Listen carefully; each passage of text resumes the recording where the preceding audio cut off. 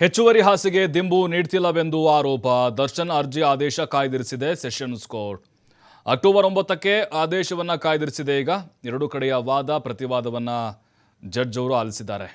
57ನೇ sessions ನ್ಯಾಯಾಲಯ ನೋಡಿ. ಈಗ ದರ್ಶನ್ಗೆ ಹೆಚ್ಚುವರಿ ದಿಂಬು ಹಾಸಿಗೆ ಕೊಡಬೇಕು ಅನ್ನುವಂಥ ಆದೇಶ ಇತ್ತು. ಕೋರ್ಟು ಲಾಸ್ಟ್ ಟೈಮ್ ಹೇಳಿದ್ರು ಕೂಡ ಜೈಲಾಧಿಕಾರಿಗಳು ಕೊಡ್ತಾ ಇಲ್ಲ, ನ್ಯಾಯಾಂಗ ನಿಂದನೆ ಇದು, ಯಾಕೆ ಕೊಡ್ತಿಲ್ಲ, ಬೇರೆಯವ್ರಿಗೆಲ್ಲ ಎಂತಿಂಥ ರಾಜತಿಥ್ಯವನ್ನು ಕೊಡ್ತಾ ಇದ್ದೀರಿ, ಯಾಕೆ ಟಾರ್ಗೆಟ್ ಮಾಡಿದ್ದೀರಿ, 14 ದಿನ ಅಷ್ಟೇ ಅಲ್ಲಿ ಕ್ವಾರಂಟೈನ್ ಬ್ಯಾರಕ್ನಲ್ಲಿ ಇಡಬೇಕು, 45 ದಿನ ಆಯಿತು ಯಾಕೆ ಇಟ್ಟಿದ್ದೀರಿ, ಉಮೇಶ್ ರೆಡ್ಡಿ ಅಂತ ರೇಪಿಸ್ಟ್ಗೆ ಕೇಳಿದೆಲ್ಲ ಕೊಡ್ತೀರಿ, ದರ್ಶನ್ಗೆ ಯಾಕೆ ಹಿಂಗೆ,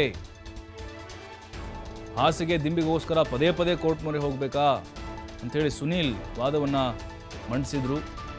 SP ಅವರು ಕೂಡ ಅದಕ್ಕೆ ಖಡಕ್ಕಾಗಿ ಪ್ರತಿವಾದವನ್ನು ನಡೆಸಿದರು. ನಡೆದಾಡೋಕ್ಕೂ ವ್ಯವಸ್ಥೆ ಇಲ್ಲ ಅಂತ ದರ್ಶನ್ ಆರೋಪ ಮಾಡಿದರು.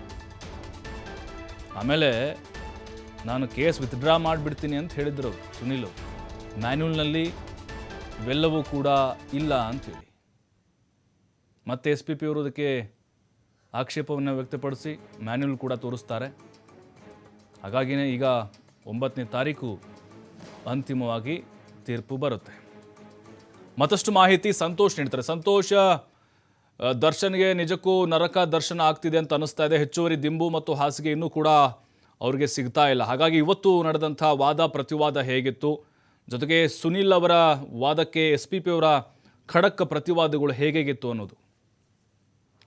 ಪ್ರಭು, ಏನು ಇವತ್ತು ದರ್ಶನ್ ಮನವಿ ಮಾಡಿಕೊಂಡಂಥ ಅರ್ಜಿ ಏನಂತೆ ಹೆಚ್ಚುವರಿಯಾಗಿ ಹಾಸಿಗೆ ಮತ್ತು ದಿಂಬನ್ನು ಕೊಡಬೇಕು ಅಂತ, ಇದಕ್ಕೆ ಸಂಬಂಧಪಟ್ಟ ಹಾಗೆ ಜೈಲು ಅಧಿಕಾರಿಗಳು ಮುಚ್ಚಿದ ಲಕೋಟೆಯಲ್ಲಿ ಮೊದಲು ನ್ಯಾಯಾಲಯಕ್ಕೆ ಒಂದು ವರದಿಯನ್ನು ಸಲ್ಲಿಕೆಯನ್ನು ಮಾಡಿದ್ರು. ಅಂದರೆ ಈಗಾಗಲೇ ಕೊಲೆ ಆರೋಪಿತ ದರ್ಶನ್ ಏನಿದ್ದಾನೆ ಈತನಿಗೆ ನೀಡಿರುವಂಥ ಸೌಲಭ್ಯದ ಬಗ್ಗೆ, ಜೈಲಿನಲ್ಲಿ ಆತನಿಗೆ ಏನೆಲ್ಲ ಸೌಲಭ್ಯಗಳನ್ನು ಕೊಡಲಾಗಿದೆ ಅನ್ನೋದಕ್ಕೆ ಕುರಿತಂತೆ ಇವರು ಈಗಾಗಲೇ ಮುಚ್ಚಿದ ಲಕೋಟೆಯಲ್ಲಿ ವರದಿಯನ್ನು ಸಲ್ಲಿಕೆಯನ್ನು ಮಾಡ್ತಾರೆ. ಇದಾದ ನಂತರ SP ಅವರು ವಾದ ಮಂಡನೆ ಮಾಡುವಂಥದ್ದು ಏನು ದರ್ಶನ್ ಪರ ಹಾಕಿರುವಂಥ ಅರ್ಜಿ ಏನಿದೆ ಇದಕ್ಕೆ ತೀವ್ರ ವಿರೋಧವನ್ನು ವ್ಯಕ್ತಪಡಿಸ್ತಾರೆ. ಯಾಕಂತ ಹೇಳಿದ್ರೆ ಜೈಲು ಮ್ಯಾನ್ಯೂಲ್ನಲ್ಲಿ ಏನಿದೆ, ಜೈಲು ಮ್ಯಾನ್ಯೂಲ್ನಲ್ಲಿ ಇರುವಂಥ ಅವಕಾಶಕ್ಕೆ ಅದರ ಒಂದು ಸುಪರ್ದಿಯಲ್ಲಿ ಏನೆಲ್ಲ ಸೌಲಭ್ಯಗಳನ್ನು ನಾವು ಕೊಡ್ಬೋದು ಆ ಎಲ್ಲ ಸೌಲಭ್ಯಗಳನ್ನು ದರ್ಶನ್ಗೆ ಈಗ ಕೊಡಲಾಗಿದೆ. ಇಷ್ಟಾದರೂ ಕೂಡ ಸುಮ್ಮನೆ ಅರ್ಜಿಯನ್ನು ಹಾಕ್ಕೊಂಡು ಏನೋ ಅವರ ಪರ ವಕೀಲರು ತೀವ್ರವಾದ ಆರೋಪಗಳನ್ನು ಮಾಡ್ತಾ ಇರುವಂಥದ್ದು ಜೈಲಿ ಅಧಿಕಾರಿಗಳ ವಿರುದ್ಧ ಅಂತೇಳಿ ವಾದ ಮಂಡನೆಯನ್ನು ಮಾಡ್ತಾರೆ. ಈ ಸಂದರ್ಭದಲ್ಲಿ ಏನು ದರ್ಶನ್ ಪರ ವಕೀಲರು ಕೂಡ ವಾದ ಮಂಡಿಸುವಂಥದ್ದು, ನ್ಯಾಯಾಲಯ ಈಗ ಏನು ಆದೇಶವನ್ನು ಮಾಡಿದೆ ಆದೇಶವನ್ನು ಪಾಲನೆಯನ್ನು ಮಾಡ್ತಾ ಇಲ್ಲ,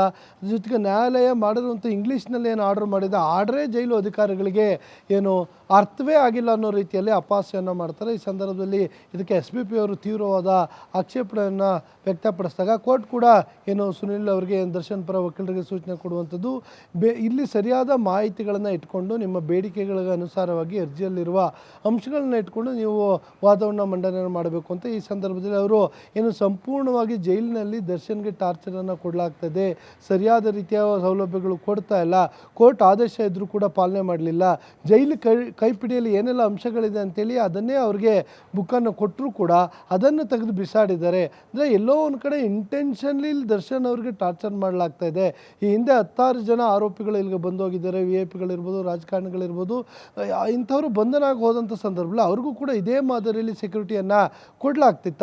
ಈಗಿರುವಂಥ ಕ್ವಾರಂಟೈನ್ ಬ್ಯಾರಕ್ ಏನಿದೆ ಇದು ಕೋವಿಡ್ ಟೈಮ್ನಲ್ಲಿ ಮಾಡಿದ್ದಂಥದ್ದು. 14 ದಿನ ಇಲ್ಲ 45 ದಿನದ ಬಳಿಕ ಇವ್ರನ್ನ ಬೇರೆ ಬ್ಯಾರಕ್ಕೆ ಚೇಂಜ್ ಮಾಡಬೇಕಿತ್ತು, ಆದರೆ ಅದನ್ನು ಕೂಡ ಮಾಡ್ತಾ ಇಲ್ಲ. ಉದ್ದೇಶಪೂರಿತವಾಗಿ ಇವರು ಕಿರುಕುಳವನ್ನು ಕೊಡ್ತಾ ಇದ್ದಾರೆ ಅಂತ ಆರೋಪವನ್ನು ಮಾಡಿರುವಂಥದ್ದು. ಅದರ ಜೊತೆಗೆ ಏನು ಹೈ ಸೆಕ್ಯೂರಿಟಿಯನ್ನು ಕೊಟ್ಟಿದ್ದಾರೆ, ಇದನ್ನು ಉಗ್ರರಿಗಿರ್ಬೋದು, ನಟೋರಿಯಸ್ ರೌಡಿ ಶೀಟರ್ಗಳಿರ್ಬೋದು, ಇಂಥವ್ರಿಗೆ ಕೊಡುವಂಥದ್ದು.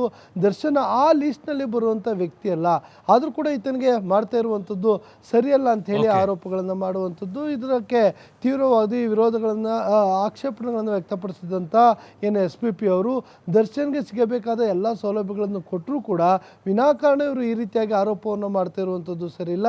ಯಾವುದೇ ಒಂದು ಉದಾಹರಣೆ ಇದ್ದರೂ ಕೂಡ ಅವರು ತೋರಿಸಲಿ ಅಂತಲೂ ಕೂಡ ಅವರು ಕೂಡ ಹೇಳಿರುವಂಥದ್ದು. ಅದರ ಜೊತೆಗೆ ಜೈಲಿನಲ್ಲಿ ಏನೆಲ್ಲ ಸೌಲಭ್ಯಗಳನ್ನು ಕೊಡಲಾಗಿದೆ ಅನ್ನೋದ್ರ ಬಗ್ಗೆ ನ್ಯಾಯಾಲಯಕ್ಕೆ ವರದಿಯನ್ನು ಕೂಡ ಸಲ್ಲಿಕೆಯನ್ನು ಮಾಡಲಾಗಿದೆ ಅಂತೇಳಿ ವಾದವನ್ನು ಮಂಡಿಸಿದರು. ವಾದ ಪ್ರತಿವಾದ ಎರಡನ್ನೂ ಆಲಿಸಿದ್ದ ನ್ಯಾಯಾಲಯ 9ನೇ ತಾರೀಕಿಗೆ ಆದೇಶವನ್ನು ಕಾಯ್ದಿರಿಸಿರುವಂಥ